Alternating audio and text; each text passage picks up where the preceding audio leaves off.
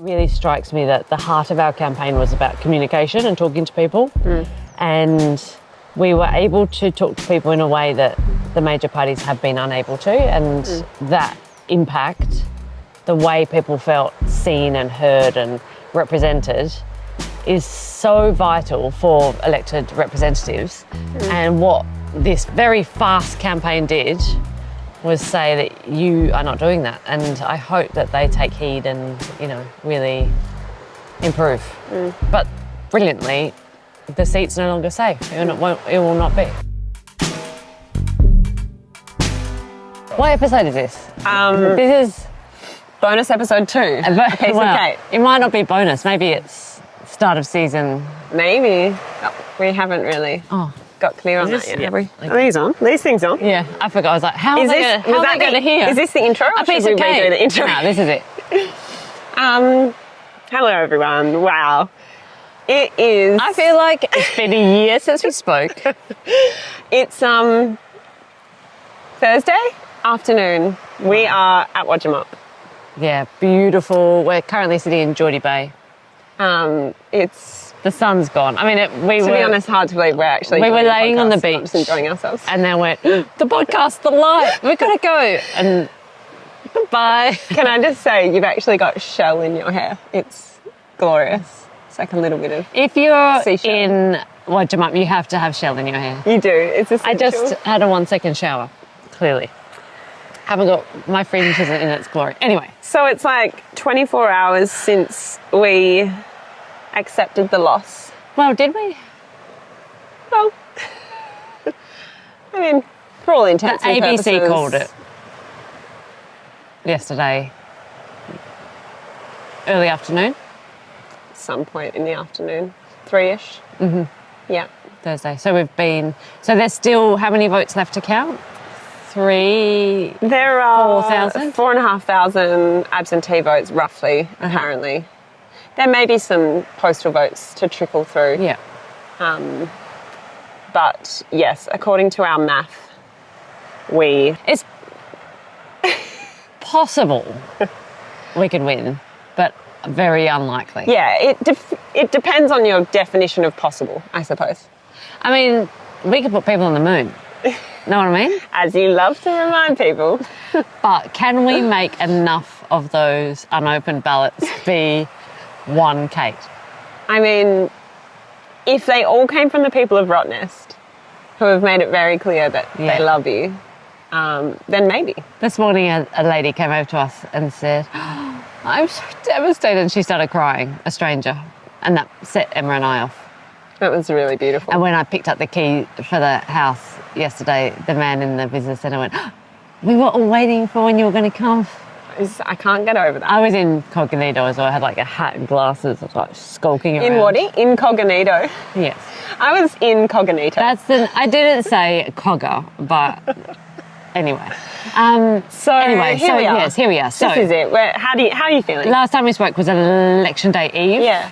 So we've had massive election day party, and then we had Sunday, Monday, Tuesday. Counting. Yeah. Yeah. And just for context for everyone, like the counting centre is this enormous warehouse. It's almost like an empty Bunnings. Like it's totally huge. It's massive. Yeah. They in like the middle of a car park. There. Okay. It's been empty that long. Perfect. Yeah. It is huge, and it's pretty amazing to watch the count and see all the, many tens and tens, dozens and dozens on of each people. table is a different polling booth or like a pack of 2,000 or whatever. And should we go back to election day? Yeah. Like, do we do the full? Yeah. I wish that I'd bought. I mean, it's not very interesting, but I was going to say I wish I'd bought the order of the stops we went. Oh, I've got them in my head. If you want them. Well, as I said, I thought, no, that's going to be so boring, but now let's do it. Well, I mean, we got up. We went straight to Atwell. We went to Atwell. Was that the day you slept through the alarm? I did sleep through my alarm. Yeah, thanks for sharing that. Yeah. I was like pacing around. I like checked the car. Thought I was dead. Yeah. I was like, proof of life. Emma, where are you? We still made it on time, thankfully. Yeah. But I did sleep through my alarm. I had a real moment of like, hilarity when I was racing to get there, and I drove past like a polling booth and saw that like the candidate was there and like everyone was already there and they were all like briefing each other, and I was like, we're so... That's classic. Like, this is such a loose outfit. Yeah. But I mean, you know. Loose, but loose where it That's doesn't... what gives us our edge. Loose where it doesn't need to be tight. You know what I mean? This is true. But yeah, we went straight to Atwell, and then we sort of made our way up through. We went to Truby, we went to Jandakot Primary, we went to South Coogee, yeah. And then through Hammy Hill, Coolbellup, back into Freo. And we caught, it was really nice actually, like we came home after being at Freo Primary, last stop. We came home and we turned on the ABC and we got it just as it was doing the countdown to polls closing. Yes. It was like 3, 2, 1, polls closed, Western Australia. I thought that was quite nice.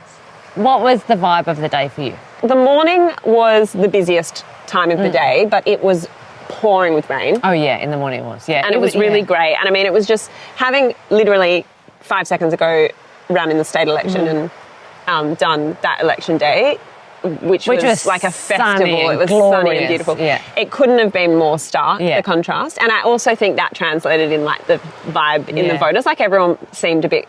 The vibes were low. Like there was not a high energy. In the afternoon, we were driving around going, we couldn't find any voters. Everyone? Where is everyone? How are they going to get 100,000 votes or whatever? We could not find votes. I was putting in the group chat. Yeah. Has anyone got any voters coming through? Where are all the voters? Polling booths. Yeah. And everyone was replying, none here, none here, none here. It was really weird. Yeah. In the morning, I mean, there was like a big queue at Treeby. Yeah, and Treeby was fun. I mean, Treeby was the highlight of the day for me. Yeah, for me it was too. They had some really good... Shout out to the PNC at Treeby who were running the sausage sizzle. Well, I had one at Jandakot, and the bun there was 11 out of 10. Well, I was more coming from the angle of their costumes. Oh, yeah, they were all dressed up. The costuming at Treeby, oh my God. I mean, the guy was in a hot dog outfit. The milk and cookie kid. Yes. Yeah. That's where I had a great chat with that guy who was like, I'm a Liberal voter, I've never voted anywhere else, but I voted for you this year. Yeah, at Treeby? Mm-hmm. Yeah, we had some really good chats at Treeby. Yeah. I had great chats all day. Yeah, you did. Yeah. Really, like people almost conspiratorially saying, I voted for you. Like, it was an illegal act. Yeah, totally. Lots of selfies and kids that were excited and... So many. I mean... When I say the vibes were flat, I mean sort of across the board, but the vibes for Kate were high. Yeah. There was a lot of good energy for Kate. Yeah. Got home. Wait, my one big highlight from chats on the day was I was chatting to a Liberal volunteer at one of the polling booths, and he was just like a sweet guy. He was an older gentleman, and I went up to him because his shirt looked really old and worn in, but it had the Get Australia Back on Track thing. Oh. And I was like, I thought that was a this year's slogan. Like, this shirt looks like it's... And he was like, oh, no, this is my first year ever volunteering. It's my first time ever participating in politics, full stop. I've never done anything. And I was like, oh, what made you come out? And he was like, well, I think my wife's a bit sick of me complaining about the stuff at home. So she said, if you don't go out and do something about it, then you can't complain anymore. Which I thought, good on you, then you're doing it. And the more he talked about what he was frustrated about, I was like, you sounds like you should have come and worked for us. And he goes, yeah, well, actually, Kate wasn't in the running when I signed up. And I have been looking at Kate. And yeah, I'm interested. And then I said, we kept chatting. And then I said to him, so, well, what do you think of Peter Dutton? And he goes, complete imbecile.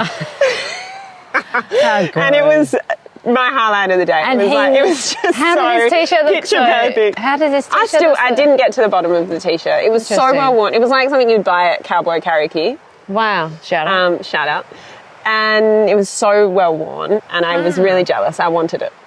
Interesting, because it was a girl, a relative of a Liberal person who was wearing a Liberal hat, and I was like, I really like that hat. Sick hat. Great blue.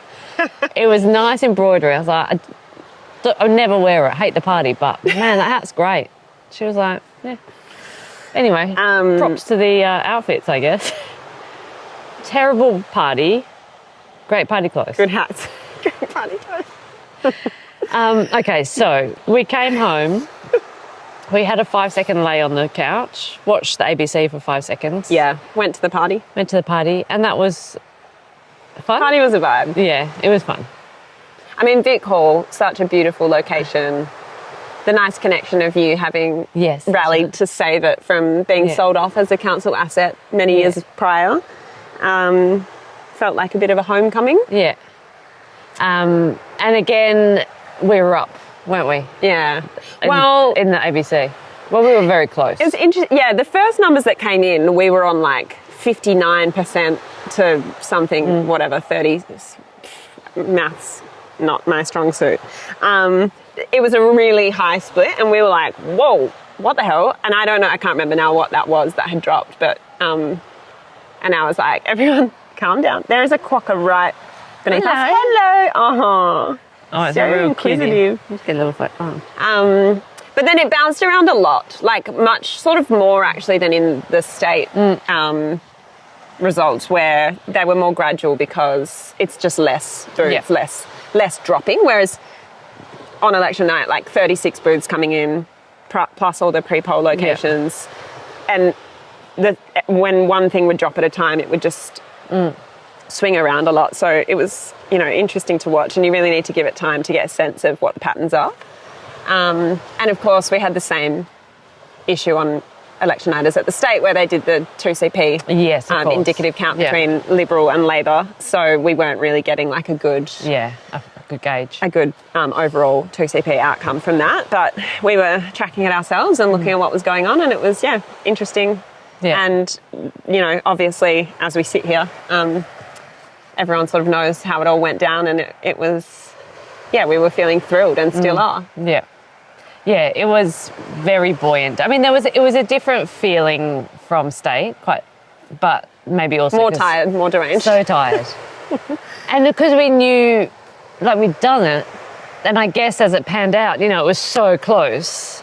And we're like, here we go again. Yeah. The bloody count. No, we're not going to know for another week, But it was funny because I feel like this time we were prepared for that. Yeah. We knew that the 2CP would be wrong, and we knew that it was going to be really close. We kind of prepared everyone that we wouldn't have a result. Did they do counting on Sunday election night? Or no? Yeah, they did. Counting Sunday, but we didn't know. So no scrutineers. Then Monday they didn't count for lower house, and then they started on Tuesday. And it was a lot. We had to scramble a lot of, the scrutineers. So every candidate's allowed a scrutineer at the table of the AEC person putting the ballots in the piles. And the scrutineer is just checking that they're doing it right, because it's quite hard, because you're looking at 7 numbers and you're trying to put them in the right piles, and they've got to go quite fast because they've got loads to do. And so the party scrutineers have to stand there and watch and go challenge, if they say that 7 is a 1, or, that you put it in the wrong pile. That's in the wrong pile. And that happens a lot, because if people like to, sometimes, it's that memory of, and all the major parties are able to, they're all staff that are being paid. For us, finding volunteers who don't work in the daytime in the week was much more of a challenge. Yeah, it's hard. And at late notice. Yeah, on Tuesday evening, they told us that they were going to up the count, obviously because there was only 2 Labor seats that hadn't been completed. That were that close. Fremantle and Bullwinkle. And it's not ideal for the Prime Minister. Yeah. And so they said, all right, tomorrow we're doing 30 tables, so you'll need effectively 60 scrutineers to cover the day. And that was like at 5:30 on Tuesday night. We needed 60 people the next day. And as I just said, Labor can just call up all the officers, all the MPs, and say, send your staff over. Yeah. They even had MPs on some of the tables, didn't they? So state MPs. So we one of the biggest fans of the podcast, actually. We had a tiny freak out, and then I called the electoral officer, and then we sent an email, and they reduced the number. So we were... Yeah. And we did a call out on Instagram. We actually got inundated. And got inundated with people. We need help. And it's all fascinating because the AEC is kind of in uncharted territory working with independents. And they're great, you can communicate with them really easily, and they're obviously like trying to do the best for they democracy. can for everyone. Yeah. But then the other part of it that I just thought was so beautiful this week, like witnessing the count, was exactly as you say. When you're in that room, everyone that's there counting for the parties is like staffers, and you know they've worked in politics and been around politics for probably a long time. But everyone who's there scrutineering for us never engaged with it before. No idea, just learnt what preferential voting is. Like this, yeah. And just the beautiful byproduct of an independent campaign or a community campaign being that all of these just normal people who have their whole other lives like engaging on that level with democracy and how it all works, and physically seeing how the votes are counted. How manual and it all is. Just more deeply ingrains that understanding of the process. How special it is. It's really special. And we were saying cool. today that wouldn't it be cool if kids did excursions to go and watch, you know, for half an hour and just walk through and see how it's done, because it's pretty remarkable. Because you kind of think it must just go on the computer and then it's all, but it's actually so physical. Yeah. And it's counted and then it's recounted and then it's recounted and put through a counting machine to make sure the ballots and the add up. Yeah. It all adds up. So it's a rigorous, slow process. Yeah. That's very precious. Yeah. Yeah, it's pretty cool. But obviously also very stressful, like sitting there all week and counting, and you're not allowed in, so you're on the outside, and everyone you love and care about is, you know, involved in the counting. How is it over there? Oh, I brought you some snacks. There's snacks down here. Scroot snacks. Snacks for scroots. That was cute when we had that. But I mean, overall, it's been an emotional roller coaster of a week, obviously. The reason we're here in Rottnest is, one, because it's the westernmost part of the electorate. Earlier in the week, I think on Sunday, I was like, this is going to be another hell week. I've got to get out of here. So I just booked 2 nights. And so, you know, of course, the moment you do it, well, the next day you're like, what the hell did I book that for? That's terrible, because we've got to pack down the office and we've got to, oh my God. Anyway, so we're here for 2 nights, and last night, I mean, mainly I just sobbed on you or around you. And because I was reading all the comments from people, which was so, I mean, if you want to feel emotional and connected to a community, look at the comments on Instagram or find some access to our group chats. Yeah. They're pretty remarkable. Yeah. They're quite nice to publish some of them. Yeah. But man, I just felt this overwhelming loss for the future. Like, I mean, I said today it's got real delusions of grandeur type vibes to that feeling, but that thought of like, we've tried protesting, writing letters, having meetings, doing reports, getting experts, like, what else can we try? Let's try politics. And it just felt like, oh no, now what can we do? We didn't do it. We've got 3 years. How do we help? You know, and that's what, and I was like, all the kids that are, you know, want a future, and all the old people who have worked on this for their lives, we're just hoping that maybe this is the time we get someone in there to agitate.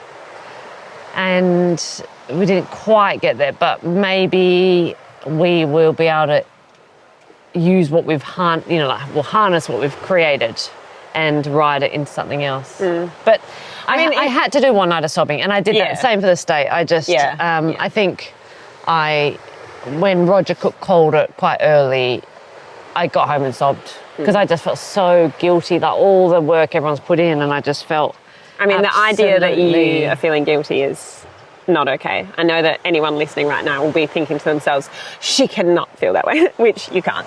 So, but I get it. Yeah. And I mean, I just like, oh, what could I, you know, but you know, what could we do? It feels so trivial to say it, but when you've experienced it, you realise it's not a small feat or a small change to have like generated this extreme love and admiration and connection among a group of people in a small community. You know, like the Fremantle electorate is large, but really at the end of the day, in the scope of the world, it's a small place, and it's really powerful. And like, to say it now for a podcast, it feels like it's impossible to kind of actually capture the power that you can feel in it. But when you're experiencing it with the people that are in it, it's so big. you know, like people sending messages saying, I finally feel like I have a place to belong and I have, you know, not a sense knowing of where to hope put and- their anxieties about Yeah. contribution. And Yeah. then they're like, I've got this thing. And I was speaking to Lily earlier, and it's like, it's hard to create that out of nothing. Like, you kind of need, like, something to the galvanise political around. candidate is the perfect mechanism to galvanise and mobilise people. So we kind of needed that to make this happen. But then what we do with it next is I was Trying like, to figure let's out. plan it out while we're in Rottnest. Of course, we've just been laying about like fat last pigs. night, the amount of times you asked me, what do we do now? And I was like, it's 10:45 p.m. I don't have the answers. We called it 2 hours I came straight ago. from the counting centre. I I'm don't just know. like, how do we fix this? What do we do? How do we get do we have a barbecue? When do we have a barbecue? Yeah. Should we have a breakfast? I mean, it's just the like mass cortisol dump as well of like 4 months of campaigning, working around the clock, you know, 16-hour days or more. I don't even know. Like the body is just, the momentum in the body is like pushing through And you, having but your body so actually much to can't do move because every you're so day. deeply Yeah. tired. It's, I did have to do, we got a call from the ABC who wanted to do what's it called? Interview? A review. Anyway, it went better than that. Mosquito. Sorry. It's begun. And so I had to stand in the basin, at the basin, with a tripod and the phone, with my earpods in, doing like a Zoom call, but I couldn't see him, so I just was standing in the... Did you end up putting pants on for it? I did, because then I had to do classic walk away shots, you know, like walk past. And I thought, I should glad I'm probably have wearing pants. Also, as I was standing there, an ant went up my leg and had a little nibble at the top of my leg. Bugger. And I couldn't really jig about, like, Anyway, so we've we- still been working. We kind of just wanted to do this interim, like we just wanted to give an update and give a hello. But I think we definitely will do another episode that gives a bit more of a wrap up of the election outcome, both, you know, nationally and in terms of Fremantle. Yeah, let's some do of that. our observations. With Pierce, With maybe. our dear friend Pierce, who's who's been a big part of the campaign and is one of the smartest people I've ever met. We're seeing him tomorrow, so maybe we can plan it then. And And then we'll bring you that episode as well. And what about the headlines? Like, on election day, we got the most. On election day, we won. It was the pre-poll Coburn that we killed only us. lost Coburn pre-poll. Yeah. That is the only... If Coburn pre-poll didn't exist... or, I mean, it's hard to say, right? Like, if those people all had to vote on election day, would we have been successful? I kind of feel like, we might have. Like, And would what do you those- think? Why do you think? Because they weren't standing in a car park I to think queue up by there's a combination old of, rivers? like the voter who votes early, you know, typically in terms of patterns across the board are a more traditional voter. Conservative. Well, maybe older. That's maybe the reason for voting early, who, you know, traditionally vote major party. But I also just think time, like 2 extra weeks is huge. I mean, we only had 5 weeks to run this campaign. Yeah. And that's, I mean, something that we've not emphasised enough in this conversation or any that we've had is like to produce a 16% swing away from, you know, an incumbent 94 years. one of the Labour. safest Labour seats. Third safest seat in Australia. Is in 5 weeks is like monumental. And so I think when you put it into that context, 2 weeks is huge. Yeah. So 2 weeks, pre-poll opening 2 weeks before election day is a bit of a stitch up, in my opinion. And a little bit like the scrutineering, it's easier for the major parties to pay people to be standing there handing out their how to vote cards, whereas for us it's all volunteers. Again, it's weekdays, much more difficult for us to rustle up people. You know, things like letter dropping and door knocking can be after work, and the markets them and on stuff your like own that are all time. on weekends, whereas asking people to work in the daytime is a different thing for free. It's really for love. Anyway, so it just, the burden on us is much greater than on the major parties. And far more people than ever, voted in pre-poll this year. 3 times or Yeah. something like that. And about 40,000 people in Fremantle. And so that Coburn pre-polling location, I'm going to get this wrong, but I think it was more than 10,000 ballots. So, yeah, or maybe just on 10,000. So it's a really significant chunk of the vote. Yeah. But we won the pre-poll at every other location. So Fremantle, Melville, Upper Cross and Perth, I'm pretty sure, and Bibra Lake. I think not Bibra Lake. I think that was that one a closer yeah result. But yeah, so it was there was quite a mix across the board. And yeah, the booths on the day, there was a really competitive, like we were super competitive. So yeah, it's hard to swallow that, but there's learnings in it. And I mean, I guess the best outcome is that there's going to be major learnings for Labor. Yeah. And to have 2 fairly senior MPs be held a little bit ransom by a community campaign, that says so much and it means so much, and they will be looking very closely at what went wrong, what they didn't do, what we did. And it really strikes me that the heart of our campaign was about communication and talking to people.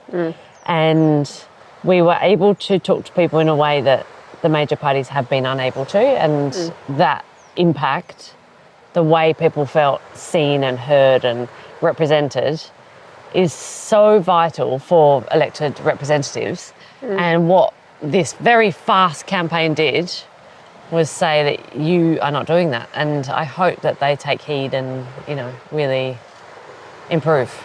But brilliantly, the seat's no longer safe. It will not be. Yeah, I mean, I think the thing is forcing them to take heed, like it's now a marginal seat. You either fight for it or you're gone. Yeah. And now we know what we're doing. We've had 2 We can do runs. anything. Yeah. I mean, it's been 2 days and I feel like I've already forgotten everything, as evidenced by my performance in this podcast. But no. Yeah. It'd be like riding a bike. 3 years' time. What will we talk about? They're on notice. Should we talk about what we're doing next or what we're thinking about? A clue. No. Next time? Next pod? Well, what we're Pod thinking after about Piers. is doing another pod, so we'll probably just introduce it on the We'll next figure it out, yeah. We'll figure it out as we start talking on the pod. Yeah, fly the plane while building. Yeah. I feel like we can flesh it out more on the next ep. But Yeah. early thoughts on the election result broadly? We said pretty early on that Dutton was never going to get in, and we kind of knew that because he's not a good candidate, he's not a good leader, he's not a good campaigner, and their policies were pretty thin and they had no content, and they backflipped. Bouncing around all over the place and talking about things that people just it didn't don't care resonate, about. and we could see that. And so, interestingly, the general vibe, and this came from the Greens and Labor, was keep Dutton out, and they campaigned really hard on that. Mission accomplished. Yeah, really mission accomplished. He lost his seat, which was, I thought that was just great, a really great outcome, because he is an unhelpful politician. He's not helpful for our country. His particular brand of divisive rhetoric is, corrosive. He doesn't have any of the charisma or spunk even that a Conservative politician could have, that could be of any kind of use, to a country. Anyhow, so what that message emboldened, or maybe through fear, people went, well, we're going to go Labor. We're just the safest thing is just to go Labor. And although we kind of campaigned on the idea of a hung parliament, and many of the commentators wanted that as well, the population was scared by Dutton, so they swung to Labor. And although their primary vote didn't really raise that much, it meant that they've now got quite a strong majority. Yeah.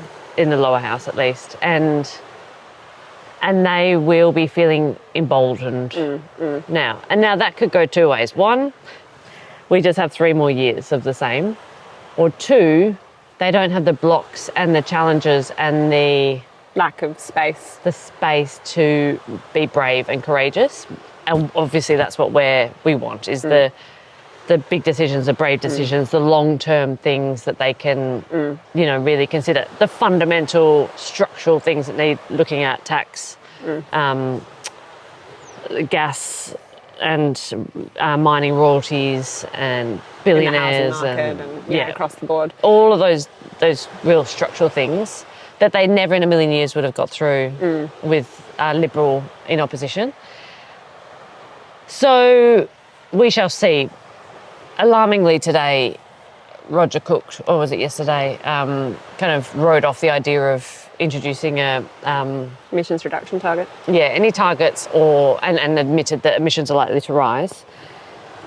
Yeah. In the state, and that was that's a nervous kind of. I mean, it's not different from his position that was earlier, but it's just he solidified that position and kind of said, it's in lockstep with the federal government, and I just worry that now there's no one to argue for them. Yeah, I mean, I feel like we've had a preview into what a Labor government with a huge majority achieves, which feels like absolutely nothing. 6 years of regression, unprecedented majority in Western Australia, and really not a lot to show for it in terms of some of Labor's historically most prized kind of values, and that they still talk as about a party, Medicare, HECS, these health and education, it's so I feel not super optimistic about it. I mean, obviously federal and state different, and there's different.